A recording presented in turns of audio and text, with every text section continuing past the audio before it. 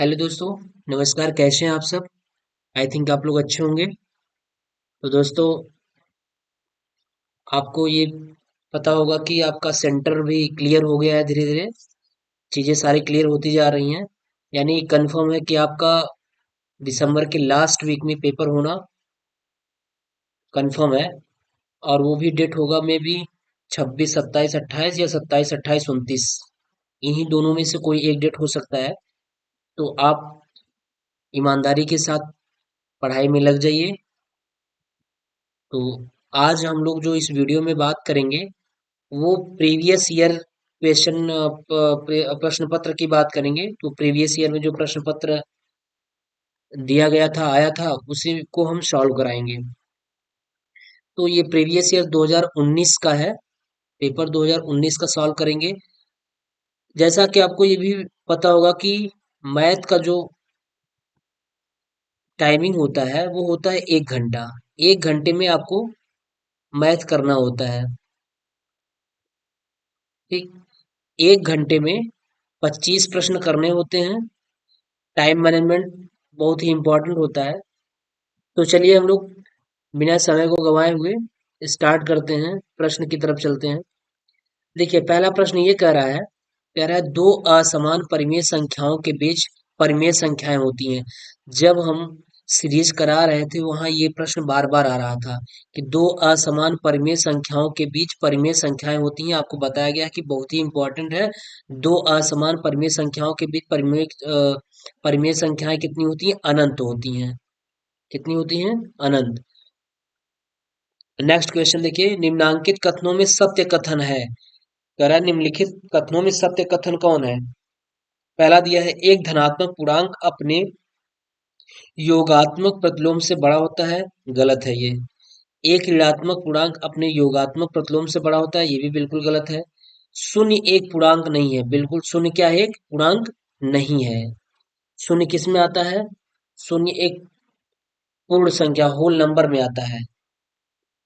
चलिए, अब कह रहा है 21 की अनुवर्ती संख्या सीरीज में कराया जा चुका है। 21 की अनुवर्ती संख्या, पहले 21 की अनुवर्ती कितनी होगी? 22 होगी। अब पुनः फिर 22 की अनुवर्ती क्या निकालेंगे? 22 की अनुवर्ती क्या हो जाएगा? 23 हो जाएगा। तो क्या होगा आंसर इसका? 23 होगा।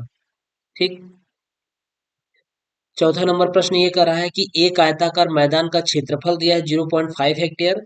यदि इस मैदान की एक भुजा 125 मीटर है तो दूसरी भुजा की माप कैसा है? मैदान कैसा है? मैदान आयताकार है। मैदान अगर आयताकार है तो आयताकार मैदान का क्षेत्रफल फार्मूला क्या होगा? एल इंटू बी होगा। क्या होगा? L into b. आयताकार मैदान का क्षेत्रफल का फार्मूला हो जाता है एल इंटू बी।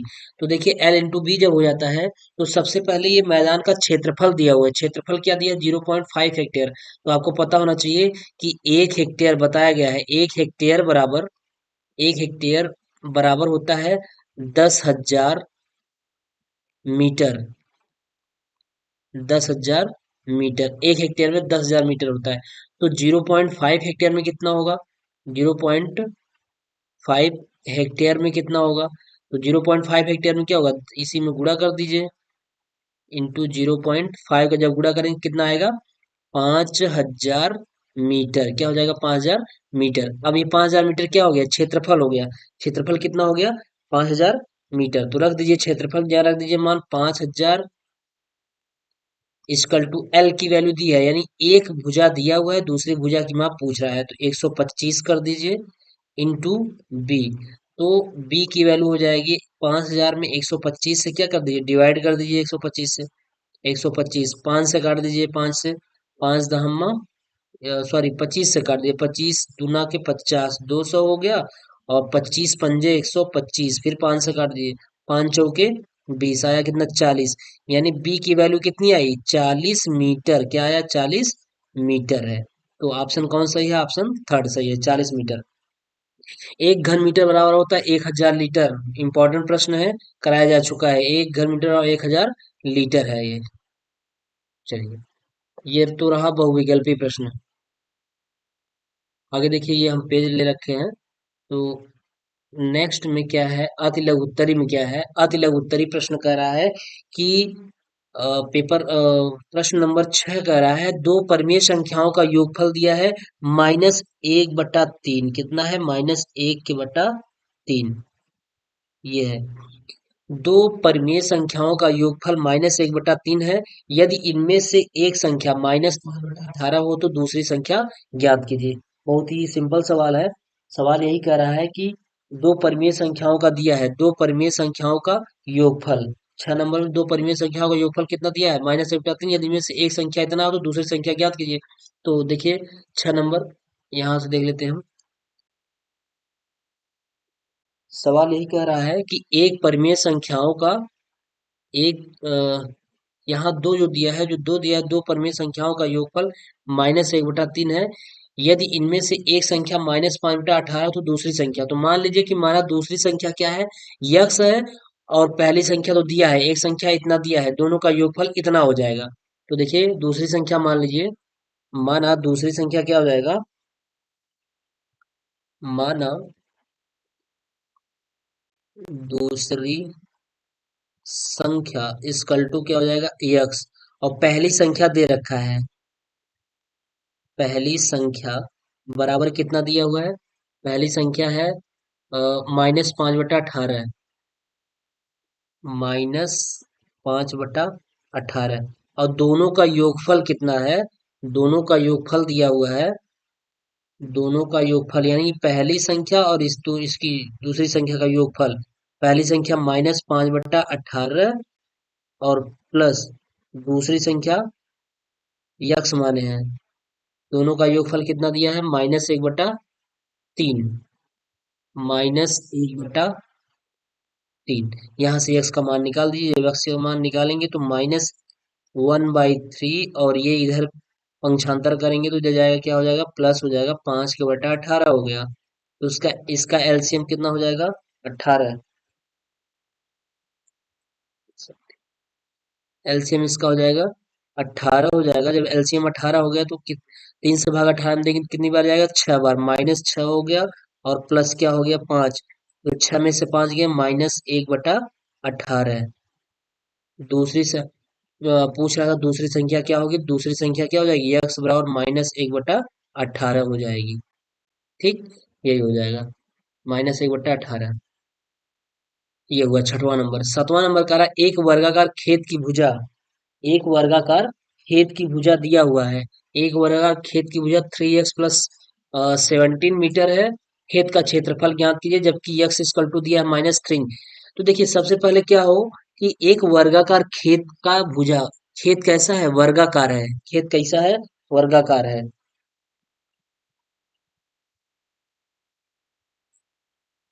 खेत वर्गाकार है। चलिए देखिए, खेत वर्गाकार जो है, 7वां नंबर,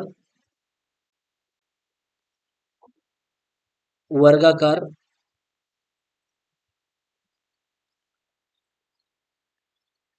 खेत इस तरीके से होगा कुछ,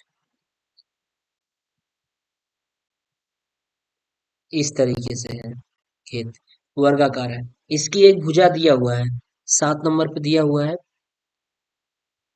खेत की भुजा 3x प्लस 17 मीटर है। यानी अगर खेत वर्गाकार है तो उसकी चारों भुजाएं क्या होनी चाहिए? बराबर होनी चाहिए, और बराबर होगी ही। वर्गाकार में चारों भुजाएं बराबर होंगी। और यक्स का मान दिया है, यक्स इक्वल टू कितना दिया है? -3। तो देखिए खेत की जो भुजा दिया है, भुजा ए दिया है, खेत की भुजा ए बराबर 3x प्लस 17, 3x प्लस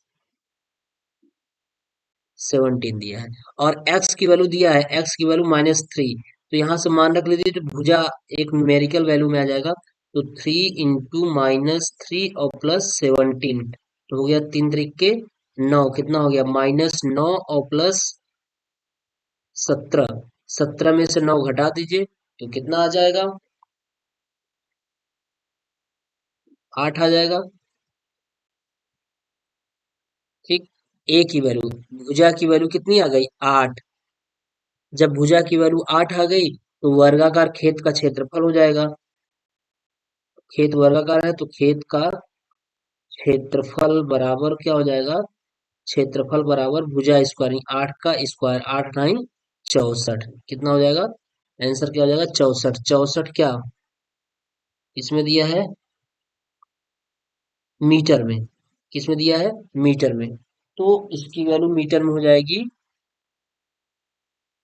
क्षेत्रफल मीटर स्क्वायर, 64 मीटर स्क्वायर हो गया। ठीक है, ये रहा। चलिए नेक्स्ट प्रश्न देखिए क्या कह रहा है। अगला प्रश्न कह रहा है कि समीकरण 12/5 बराबर 2/5 प्लस 2x के बटा 5, ये यक्स है, 2x यानी 2x के बटा 5, ये 2 है, थोड़ा सा कट गया है पेपर, 2x के बटा 5 ये है। तो यक्स का मान ज्ञात कीजिए, तो देखिए इसमें यक्स का मान पूछ रहा है, तो 12/5 दिया है, सवाल ये दिया है 12/5 बराबर 2/5 और प्लस क्या, 2x/5, यहाँ से हमें ये वाली वैल्यू निकालनी है, इसको पंक्षांतर कर दीजिए, पंक्षांतर करेंगे तो क्या हो जाएगा, 12/5 हो जाएगा और -2 के बटा 5 हो जाएगा, इसकल टू ये हो जाएगा 2x/5, इसको ऐसे रन दीजिए, यहाँ से देख लीजिए अब, तो हर बराबर है तो 12 में से 2 गया कितना, 10, 10 के बटा क्या हो जाएगा, 10 के बटा 5 हो जाएगा, और बराबर 2x/5, 5 से 5 कैंसिल, और 2 पंचे 10, यक्स की वैल्यू कितनी आई, यक्स इक्वल टू 5, यक्स का मान कितना आ गया, 5, तो इसका आंसर कितना होगा, आठवें का, आठवें का आंसर हो जाएगा 5। ठीक, ये इसका आंसर हुआ। चलिए नौवां प्रश्न देखिए, कह रहा है कि अ, 100, 114, 380, 133, 114, 380 और 133 का महत्तम समापवर्तक ज्ञात कीजिए। देखिए पूछ रहा है महत्तम समापवर्तक ज्ञात कीजिए। महत्तम समापवर्तक निकालने के लिए महत्तम समापवर्तक होता क्या है, जो अगर ये तीन दिया है, तीन वैल्यू दिया है, तो तीनों में जो कॉमन बनता होगा, पहले हम इसका गुणनखंड कर लेंगे, उसके बाद जो इसमें तीनों में कॉमन बनेगा वही उसका आंसर हो जाएगा। तो चलिए यहाँ देख लेते हैं, 114, 380, 133 है।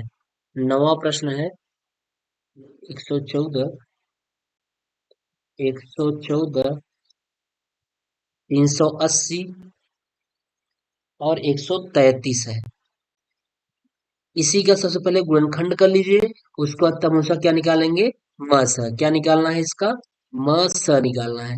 114 का जब खंड करेंगे तो देखिए 2 तिहाई 6 और 19 छक्का 114, ये हो गया। 380 हो जाएगा, 2 दूनी के 4, 4 और 4 पंचे 20, 20 19 दूना 38 यानी 19, 19 दूना 38, 380 हो जाएगा। 2 दूनी 4, 4 पंचे 20, 20 हो गया, 20 में जब 19 से गुणा करेंगे, 19 दूना 38, 380 हो जाएगा। फिर 133 से जब करेंगे, 19 सत्ते आपको पता होगा कि 19 सत्ते 133, यानी 7 गुणित्ते 19। अब इन तीनों का जब हम म स निकालेंगे, जब इस तीनों का म स निकालेंगे तो म सम क्या हो जाएगा इसका, म स, तो देखिए जो तीनों में कॉमन बनता हो वही उसका म स निकलेगा। ल स में ऐसा नहीं, म स में ये नहीं है कि सबको हम उतार लें, ऐसा नहीं है। म स में होता है न्यूनतम जो होता है, जो सबसे कॉमन कॉमन बने और जो सबसे छोटा रहे वही उसका म स हो जाता है। जैसे देखिए इसमें 19 कॉमन है, इसमें 19 कॉमन है और इसमें 19 कॉमन है, तो इसका क्या हो जाएगा, म स 19, क्या हो जाएगा आंसर, 19 हो जाएगा। चलिए 10 नंबर प्रश्न क्या कह रहा है, कह रहा है पार्श्विक चित्र में यदि AC इजकल टू BD, यानी क्या, AC इजकल टू, अगर AC के बराबर है क्या, BD, कंडीशन दिया हुआ है, ध्यान दीजिएगा ये इंपॉर्टेंट प्रश्न है, आता है। AC यानी ये वाला AC इजकल टू BD, ये ये भुजा अगर बराबर है तब कंडीशन दिया था BC इजकल टू AD, और BC इजकल टू क्या, ये वाला BC इजकल टू AD, ये वाला, यानी BC इजकल टू AD, ये दिया हुआ है। तो निम्नलिखित कथनों में से कौन सा सत्य है, तो इसमें करा 3 दिया हुआ, इसमें से कौन सा सत्य है इसी को बताना है। तो देखिए अगर AC इजकल टू BD दिया है, तो AC इजकल टू BD ये दिया है, ये वाला दिया है, तो यहाँ पे देखिए बात होती है सर्वांग समता का नियम लगेगा, सर्वांग सम, तो अब वही हम कंडीशन देखेंगे, ये सर्वांगसम ही किया हुआ है तो कौन सा सर्वांगसम इसके लिए सत्य है। तो ये त्रिभुज ए बी सी, त्रिभुज कौन सा, ए बी सी, ये वाला त्रिभुज, ये ऐसे वाला त्रिभुज जो कुछ इस तरीके से बना हुआ है, ये वाला ए बी सी, त्रिभुज ए बी सी सर्वांगसम त्रिभुज है। सर्वांगसम त्रिभुज क्या, ए बी डी, यानी ये वाला है, ऐसे वाला ए, ये बी हो गया और ये क्या हो गया, डी हो गया, ये वाला सर्वांगसम त्रिभुज, त्रिभुज ए बी सी सर्वांगसम त्रिभुज ए बी डी। क्या ये सत्य है, बिल्कुल सत्य है ये, क्यों, क्योंकि A C equal to B D और B C equal to A D दिया हुआ है, इसलिए ये सत्य है। तो हमारा ये वाला सत्य निकला। और देखिए त्रिभुज ए बी सी सर्वांगसम त्रिभुज B D A, B D A नहीं, ये नहीं हुआ क्योंकि इसमें हमारा जो समान दिया हुआ है वो ए C equal to B D दिया है, इसलिए ये नहीं सही होगा। और त्रिभुज एबीसी सर्वांगसम त्रिभुज बी ए डी, ये वाला तो सही है, त्रिभुज एबीसी सही है, लेकिन ये वाला कंडीशन जो है B A D, B A D, बिल्कुल ये भी नहीं सही है, क्योंकि हमारा जो कंडीशन है, कंडीशन आप अप्लाई करिएगा तो ये बिल्कुल नहीं सही रहेगा, तो ये भी हमारा गलत है। हमारा सही कौन सा है, त्रिभुज ए बी सी सर्वांगसम त्रिभुज ए बी डी। ठीक है, चलिए अगला कह रहा है 11th नंबर कह रहा है -4 - 17 + 10 × 3 -5 का सरलतम मान ज्ञात कीजिए। इसका सरलतम मान ज्ञात करना है। तो सरलतम मान ज्ञात करने के लिए करना क्या है, कुछ नहीं करना है, हम सवाल को यही हल कर देते हैं। -17 में से 4 गए क्या, 13, -13, -13 हो जाएगा, और प्लस क्या हो गया, 10 × 3 = 30 हो गया, और -5 हो गया, तो ये माइनस माइनस प्लस हो गया, तो हो गया 13 और प्लस 30 -5, 30 × 13 = 43 हो गया, क्या आया 43 -5, 43 में से 5 गया, 13 में से 5 गया 8, यानी कितना बचा 38, क्या आ गया 38, इसका आंसर क्या हुआ 38 हो गया। ठीक है, ये रहा अति लघु उत्तरीय प्रश्न। आई थिंक आप लोग को समझ में आ रहा होगा, क्योंकि थोड़ा सा अब ये सेट चल रहा है, सेट आप सॉल्व करिए, और ये जो बहुविकल्पी प्रश्न था उसको हम सीरीज सॉल्व कराते वक्त पढ़ा दिए हैं, तो आप सेट को बड़े अच्छे तरीके से देखिएगा, इम्पोर्टेंट सब हैं ये सब प्रश्न। चलिए 12 नंबर का रहा है, एक भिन्न का हर उसके अंश से एक अधिक है। 12 नंबर का रहा है, एक भिन्न का हर उसके अंश से एक अधिक है, अंश तथा हर दोनों में से एक घटाने पर भिन्न का मान कितना हो जाएगा, 1/2 हो जाता है, तो भिन्न ज्ञात कीजिए। बिल्कुल सिंपल है। आप मान लीजिए कह रहा है एक भिन्न का हर उसके अंश से एक अधिक है, अगर ये अंश को मान लीजिए यार यक्स, तो हर क्या मान लेंगे, उससे एक अधिक कर दीजिए, यक्स प्लस 1 हो जाएगा। ठीक है, और दोनों में एक घटा दीजिए, हो जाएगा। चलिए हम इधर से देख लेते हैं, एक भिन्न का हर उसके अंश से, हम्म, चलिए यहाँ पर जगह देख लेते हैं। 12 नंबर कह रहा है एक भिन्न का जो अंश है उसके हर से, एक भिन्न का हर उसके अंश से एक अधिक है, तो अंश मान लीजिए, माना अंश, माना भिन्न का अंश बराबर यक्स, तो हर क्या है, अंश से एक अधिक है, तो हर बराबर क्या हो जाएगा, अंश से एक अधिक है हर, तो यक्स प्लस 1 हो जाएगा। फिर कह रहा है प्रश्न के अनुसार, कह रहा है प्रश्नानुसार, क्या कह रहा है, प्रश्नानुसार, ठीक, प्रश्नानुसार कह रहा है, प्रश्नानुसार यही कह रहा है कि, सवाल में देखिए एक बार, ये प्रश्नानुसार यहाँ अंश तथा हर दोनों में से एक घटाने पर भिन्न का मान कितना हो जाएगा, 1/2 हो जाता है। अंश तथा हर दोनों में एक घटाने पर, अंश क्या है, यक्स है, यक्स में भी आप एक घटा दीजिए, और हर में क्या, हर क्या है, यक्स प्लस 1 है, इसमें भी एक घटा दीजिए, तो इसका मान कितना हो जाता है, भिन्न का मान हो जाता है 1/2। ठीक है, अब एक से एक कैंसिल हो जाएगा ये, तो क्या बचेगा, बच जाएगा यक्स माइनस एक और बटा कितना, यक्स इक्वल टू कितना, 1/2। तो क्रॉस मल्टीप्लिकेशन करा दीजिए, जब क्रॉस मल्टीप्लिकेशन कराएंगे तो यहाँ से देख लीजिए, देखिए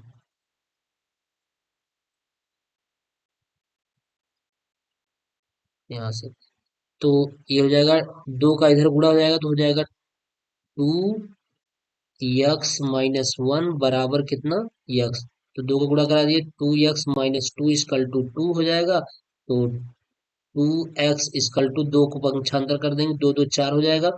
यक्स की वैल्यू कितनी आ गई, दो। जब यक्स की वैल्यू दो आ गई, तो यानी भिन्न का अंश आ गया, अंश बराबर कितना आ गया, अंश बराबर दो। तो हर बराबर कितना होगा, यक्स प्लस वन, यानी दो प्लस एक कितना हो जाएगा, दो प्लस एक बराबर तीन हो जाएगा। ठीक है, तो भिन्न बराबर कितना हो जाएगा, भिन्न का मान हो जाएगा दो के बट्टा तीन। ठीक, यही आंसर हो जाएगा। भिन्न की वैल्यू कितनी आ जाएगी 12 नंबर में, भिन्न की वैल्यू आ जाएगी दो के बटा तीन। चलिए, अगला प्रश्न कह रहा है कि दो संख्याओं का अंतर 14 है, दो संख्याओं का अंतर 14 है, बड़ी संख्या का आधा छोटी संख्या के दो गुने से दो कम है, दोनों संख्याएं ज्ञात कीजिए। दो संख्याओं का अंतर 14 है, तो मान लीजिए, माना एक संख्या क्या है, माना एक संख्या यक्स है, तो दूसरी संख्या क्या है, इससे दोनों संख्याओं का अंतर 14 है। तो देखिए, लिख लीजिए यहाँ पे, माना एक संख्या, 13 नंबर, माना एक संख्या कितना होगा, यक्स, तो दूसरी संख्या क्या हो जाएगी, दूसरी संख्या क्या हो जाएगी, अगर एक यक्स है, दोनों का अंतर 14 है, तो आप ऐसे कर सकते थे ना, दोनों का अंतर क्या है, 14 है, चाहे तो आप, अगर हम एक रेखी से लगाएं तो यक्स यक्स माने, और अगर द्विरेखी से लगाना चाहते हैं तो यक्स माइनस वाई बराबर 14 करेंगे आप। तब भी अगर हम यक्स की वैल्यू निकालेंगे तो क्या करेंगे आप, 14 और प्लस वाई करेंगे। तो वही चीज है कि हम यहाँ दूसरी संख्या क्या मान लें, एक रेखी में यक्स प्लस 14 मान लें, तो पहली संख्या यक्स हो जाएगी, दूसरी संख्या यक्स प्लस 14 मान लेंगे। ठीक है, अब प्रश्नानुसार इसमें भी क्या कह रहा है, प्रश्नानुसार, प्रश्न के अनुसार क्या कह रहा है, 13 नंबर, देख लीजिए एक बार, कह रहा है दो संख्याओं का अंतर जो होता है, बड़ी संख्या का आधा छोटी संख्या के दो गुने, बड़ी संख्या का आधा, बड़ी संख्या कौन है, बड़ी संख्या ये वाली है, बड़ी संख्या का आधा यक्स प्लस 14, इसका आधा छोटी संख्या के दो गुने, छोटी संख्या कौन सी है, ये वाली छोटी संख्या है, यक्स, छोटी संख्या के दो गुने से, कौन अधिक है, छोटी संख्या के दो गुने से दो अधिक है, कौन अधिक है, ये वाला, बड़ी वाली संख्या ये दो अधिक है, तो या इसमें दो घटाइए, या तो फिर इसमें क्या कर दीजिए, फिर से एक बार सवाल देख लीजिए। कह रहा है दो संख्याओं का अंतर 14, बड़ी संख्या का आधा, बड़ी संख्या का हमने आधा कर दिया, छोटी संख्या का दूना, छोटी संख्या का मतलब यक्स, यक्स का हमने दूना कर दिया, दूने के दो गुने, छोटी संख्या के दो गुने से दो कम है, दो कौन कम है, दो बड़ी संख्या वाला दो कम है, तो या तो फिर उसमें दो जोड़िए, और या फिर इसे दो यक्स वाले में घटाइए, यानी ये दो क्या है, ये दो कम है, तो या इसमें दो जोड़ दीजिए, तब जाके इस संख्या के बराबर हो जाएगी, ये कर लीजिए। तो हम क्या कर देंगे, अब हो जाएगा यक्स प्लस 14 के बट्टा दो बराबर दो, यक्स, इस दो को इधर पक्षांतर कर दीजिए, माइनस दो हो जाएगा।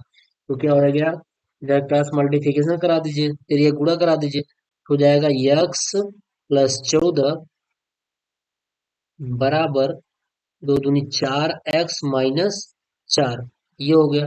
तो यक्स, इस ये चार एक्स को इधर लेते आइए, माइनस चार एक्स हो जाएगा, और बराबर माइनस चार, और ये इधर जाएगा तो माइनस 14 हो जाएगा, 14 चार 18, माइनस कितना हो गया, माइनस 18, और चार एक्स में से माइनस, एक्स में से माइनस चार एक्स हो गया, माइनस 3 एक्स हो जाएगा। तो माइनस से माइनस क्या हो गया, कैंसिल हो गया, तीन छंके 18, कितना आ गया, एक्स की वैल्यू कितनी आ गई, 6 आ गई, यक्स की वैल्यू कितनी आ गई, 6 आ गई है। ठीक, ये हुआ यक्स की वैल्यू, यक्स की वैल्यू 6। तो क्या पूछ रहा था सवाल में,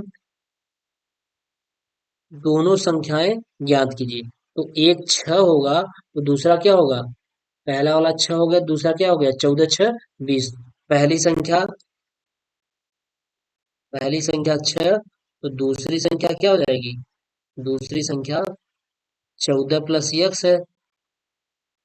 तो 14 और +6 कितना हो गया? दूसरी संख्या कितनी हो जाएगी? 20। एक ये आंसर और एक ये 6 और 20 हो गया। ठीक है, ये 13 नंबर सवाल रहा। अब 14 नंबर सवाल क्या कर रहा है हमारा, देख लेते हैं। 14 नंबर सवाल देख लीजिए। कह रहा है किसी परीक्षा में 22 परीक्षार्थियों के गणित विषय में प्राप्त अंकों का विवरण निम्नवत है। तो कह रहा है कि निम्नवत में क्या है? 67 है, 52 है, 54, 66, 88, 82 और 67। 54, 50, 66, 50, 67, 67 नहीं 87, फिर 50 है, 50 है, 48, 55, 56, 67, 88, 67, 78, 83, इतनी दी है। कह रहा 10-10 के वर्ग विस्तार में आंकड़ों को विभाजित कर बारंबारता सारणी बनाइए। केवल आपको बारंबारता सारणी बनाना है और कुछ नहीं करना है। तो देखिए बारंबारता सारणी बनाने के लिए करना क्या होता है कि सबसे पहले आप एक वर्ग अंतराल की सारणी बना लीजिए और एक तरफ वर्ग अंतराल कर लीजिए और एक तरफ बारंबारता कर लीजिए। और वो भी यहाँ दिया है 10-10 के वर्ग विस्तार में। यानी ये जो आपके दिए हैं सारा डाटा दिया हुआ है, इसको 10-10 के अंदर में इसको फिक्स कर देना है। तो देखिए इसको बनाते हैं कैसे हम। आइए यही बना लेते हैं, यहाँ पे प्रश्न भी रहेगा, आपको अच्छे से समझ में भी आ जाएगा। चलिए यहाँ कर लीजिए वर्ग अंतराल। एक तरफ लिख लीजिए वर्ग अंतराल, एक तरफ वर्ग अंतराल हो जाएगा और दूसरी तरफ क्या हो जाएगी? बारंबारता। ये हो गया। ठीक, वर्ग अंतराल सॉरी, और बारंबारता। चलिए देखिए वर्ग अंतराल 10-10 के अंदर बनाना है। सबसे छोटी संख्या आप यहाँ पे खोज लीजिए, सबसे छोटी संख्या में कौन सी है? तो देखिए आप ये है 54, 50 और कौन सा है? 78, 37, ये है। सबसे छोटी संख्या क्या है? 48। 48 किसके अंतर्गत आ जाएगा? आप इसको ले लीजिए 40 से 50 के अंतर में ले लीजिए। 40 के 50, यानी 40 जो है 40 और 50 के अंतर्गत में कौन सा आ जाएगा? 48। अब बारंबारता का मतलब ये होता है कि 40 और 50 वर्ग अंतराल के बीच में कितनी संख्याएं आएंगी जो सारणी में दी हुई है। तो कितनी संख्याएं आएंगी काउंटिंग कर लीजिए। एक तो आपका 48 आ गया, एक नंबर हो गया। और उसके बाद एक ये 50 आ गया, और एक ये 50 आ गया, और एक ये 50 आ गया, और देखिए एक A50 आ गया।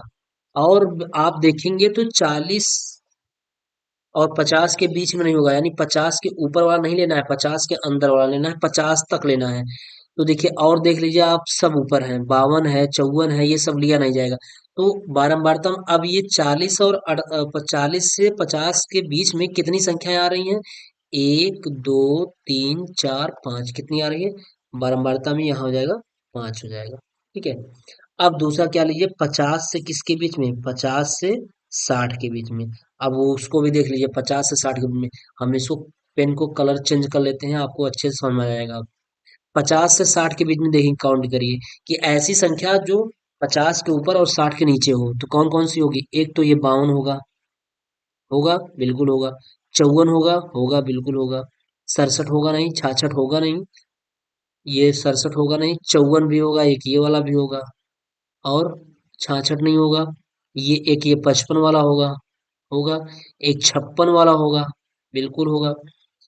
बस काउंट कर लीजिए 1, 2, 3, 4, 5। कितना आ गया? 5। बारंबारता कितनी हो जाएगी इसकी? 5 हो जाएगी। ठीक, ये हो गई। अब उसके बाद आप ले लीजिए 60 से किसके बीच में? 60 से 70 के बीच में। अब ऐसी कौन सी संख्या है जो 60 से 70 के बीच में, कौन कौन सी संख्याएं हैं उसको काउंट कर लेते हैं। यहाँ भी हम पेन चेंज कर लेते हैं, इससे आसानी से समझ में आ जाएगा। चलिए देखिए 60 से अधिक, यानी 60 से अधिक और 70 के बीच में हो कौन सा होगा? एक तो ये 67 होगा आपका, एक 67 हो गया, और एक 66 हो गया। ठीक, और कौन होगा? ये भी आपका क्या है? 67 है। देख लीजिए और पहले देख लीजिए फिर उसको कंफर्म हो जाएगा ये 66 है। ठीक। और कौन सा है? ये 67 है। ये हो गया। ये भी 67 हो गया। ये 78 होगा नहीं, ये 80 वाले में जाएगा, 80 के लाइन में जाएगा। तो गिन लीजिए 1 2 3 4 5। और देखिए कोई छूट रहा है? ये भी 67 ही है। 5 1 6। 67 है तो ये भी हो जाएगा। तो अब रख लीजिए इसको। तो कितनी, छह, 60 से 70 के बीच में 1 2 3 4 5 6 कितने हो गए? 6 हो गया। ठीक। अब अगला देखिए। अगले में हम ले लेते हैं 70 से 80 के बीच में। क्या ले लें? 70 से 80 के बीच में। अब यहाँ लेंगे 70 से 80 के बीच में। 70 से 80 के बीच में। जब 70 से 80 के बीच में लेंगे तो 70 से 80 के बीच में देखिए कौन सा है? 70 से 80, 70 से ऊपर 80 के नीचे कौन सा है? 82 होगा नहीं, 88 होगा नहीं, 87 होगा नहीं, 78। केवल 78 ये एक ऐसी संख्या है जो 70 के ऊपर और 80 के नीचे है। तो यहाँ कितनी होगी? परमार्था 1 हो जाएगी। उसके बाद क्या लेंगे? उसके बाद आप ले लीजिएगा, नेक्स्ट ले लीजिएगा 80 से 90। 80 से 90। 80 से 90 के बीच में कौन सा होगा? कितने होंगे? एक 88 वाला होगा, एक 82 होगा, एक 87 होगा, एक 88 होगा और एक 83 होगा। 1 2 3 4 5। कितना हो गया? 5। बस इतना ही करना था और कुछ नहीं। बस इसमें इतना ही करना था। ये हो गया। ये वर्ग अंतराल और बारंबारता यही बनाना था और आपका ये बन गया है। ठीक है। तो ये वर्ग अंतराल और बारंबारता हो गई, इसकी यही आंसर हो गया। परीक्षा में आपको केवल इतना ही बनाना है, इसमें सवाल नहीं लगाने के लिए करा था, केवल करा था बारंबारता सारणी बनाइए और कुछ नहीं करना है। आप बारंबारता सारणी बना करके छोड़ देंगे। ठीक है। चलिए 15 नंबर प्रश्न देखिए, कह रहा है 8y + 3x का whole cube minus 3x minus 8y का होल क्यूब। देखिए ये फार्मूले बेस पे है, आप फार्मूले से इसको विस्तारित रूप में कर लीजिए। ये है a + b का होल क्यूब का फार्मूला है। a + b का होल क्यूब और माइनस a - b का होल क्यूब। बस इसी के विस्तारित इसका एक्सप्लेनेशन कर दीजिएगा, इसको थोड़ा सा विस्तार कर दीजिएगा और कैलकुलेशन माइनस का अंदर गुणा करा दीजिएगा, कैलकुलेशन कर दीजिएगा, हो जाएगा। ठीक है। चलिए 16 नंबर सवाल देख लीजिए, कह रहा है, एक मैदान की लंबाई दिया है 30 मीटर तथा चौड़ाई 15 मीटर। यदि इस मैदान पर 5 सेंटीमीटर वर्षा हुई तो ज्ञात कीजिए कि इस मैदान का कुल कितने लीटर पानी गिरा। कह रहा है ज्ञात कीजिए इस वर्षा कुल कितने लीटर पानी गिरा। ध्यान दीजिए यहाँ पैरामीटर का मेन खेल है कि यूनिट जो दिया हुआ है उसी का मेन खेल है। ये मीटर में है, ये मीटर में है, लेकिन ये सेंटीमीटर में है और लास्ट में किस में हो गया है? लीटर में हो गया है। यहाँ पे इसी चीज को विशेष ध्यान देना है कि यूनिट क्या क्या दिया हुआ है। तो एक मैदान की जो लंबाई दिया हुआ है, लंबाई 30 मीटर दिया हुआ है, तो सबसे पहले हम क्या कर लेते हैं? सबको सेंटीमीटर में चेंज कर लेते हैं। किसमें? सेंटीमीटर में पहले। तो लंबाई बराबर क्या है? लंबाई बराबर 30 मीटर दिया है, इसको अगर हम सेंटीमीटर में चेंज करेंगे तो 1 मीटर बराबर 100 सेंटीमीटर। तो 30 मीटर में कितना हो जाएगा? 3000 हो जाएगा। 3000 क्या? सेंटीमीटर। और चौड़ाई क्या दिया है? चौड़ाई दिया है 15 मीटर। 15 मीटर। 1 मीटर बराबर 100 सेंटीमीटर, तो 15 मीटर बराबर 1500 सेंटीमीटर। 1500 सेंटीमीटर हो गया। ठीक है। ये है। और मैदान की ऊंचाई, गहराई मतलब ऊंचाई या गहराई कर लीजिए, ऊंचाई कह लीजिए। गहराई यहाँ की बात करिए, गहराई कितना दिया है? 5 सेंटीमीटर। ठीक है। तो अब लंबाई चौड़ाई ऊंचाई या गहराई दे दिया, तो स्वाभाविक सी बात है मैदान का आयतन निकालेंगे तो कौन सा हो जाएगा? घनाकार हो जाएगा। तो मैदान का सबसे पहले हम क्या निकाल ले? आयतन। तो मैदान का आयतन क्या हो जाएगा? L × B × H। लंबाई चौड़ाई और ऊंचाई या गहराई, तो हो जाएगा 3000 इंटू 1500 इंटू क्या? 5 सेंटीमीटर। गहराई कितना दिया है? 5 सेंटीमीटर। ये हो गया। जब कैलकुलेशन करेंगे ओवरऑल तो 15 तिया 45, ये हो गया 45। 3 जीरो इसका और 2 जीरो इसका, 5 जीरो हो जाएगा। 1 2 3 4 5 इंटू 5, इतना मैदान का मांचली आयतन आ गया। अब इसके बाद पूछ क्या रहा था कि इस मैदान पर कुल कितने लीटर पानी गिरा। जब मैदान का हम आयतन निकालेंगे तो वही तो पूरा हुआ, लीटर कितना लीटर है।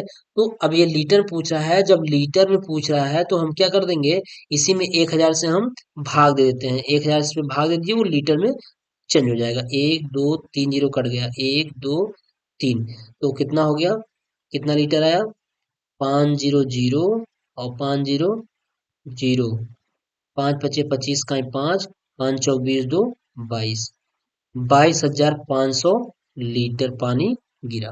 ठीक है, ये होगा 22,500 लीटर पानी गिरा है। ठीक है, ये रहा प्रश्न।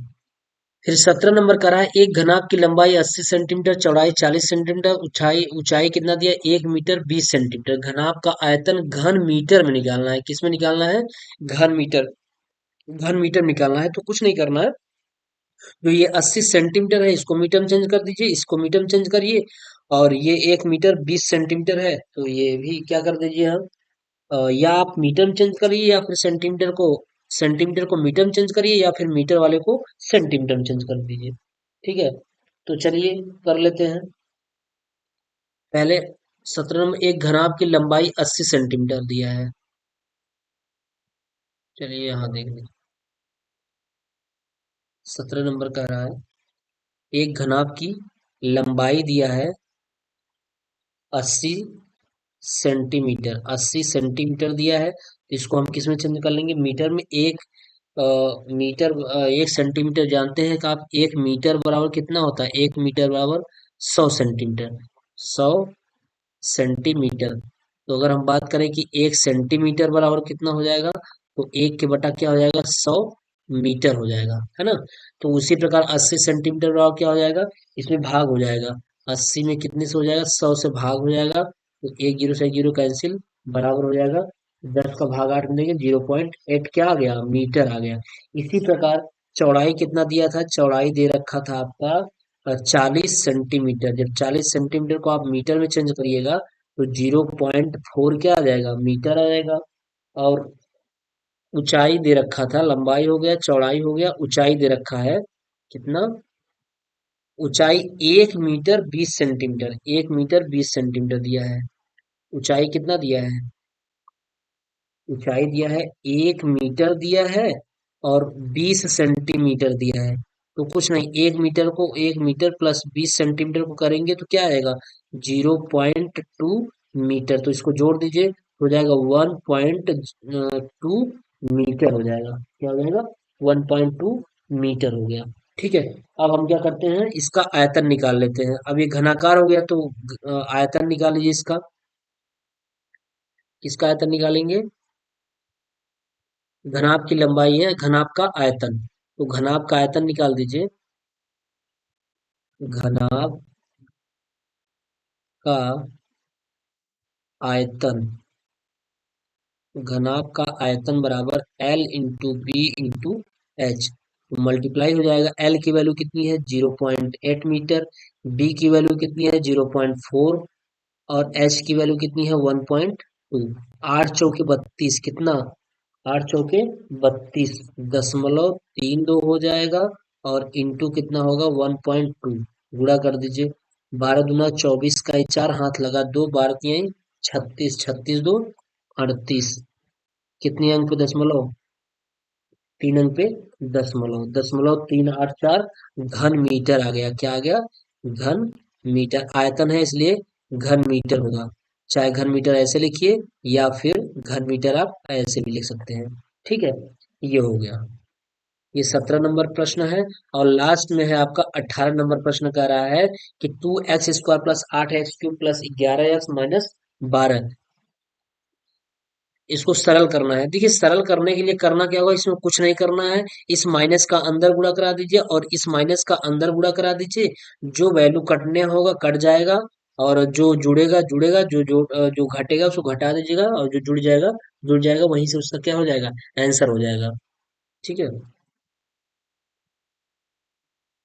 चलिए, तो आप इसको कर लीजिएगा, तो कोई दिक्कत नहीं है, कुछ भी नहीं करना है। आप इस माइनस का, इस वाले माइनस का अंदर गुणा कराएंगे तो ये प्लस हो जाएगा, ये भी प्लस हो जाएगा, ये भी प्लस हो जाएगा, और ये माइनस हो जाएगा, ये प्लस हो जाएगा। ठीक है, अंदर आप गुणा करा लीजिएगा, गुणा कराने के बाद जो कटने वाला रहेगा उसको काट दीजिएगा, जो जोड़ने वाला रहेगा जोड़ के, और जो घटेगा घटा के, जो ओवरऑल वैल्यू निकल जाएगी नीचे, छोटी वैल्यू निकल जाएगी, वही उसका आंसर हो जाएगा।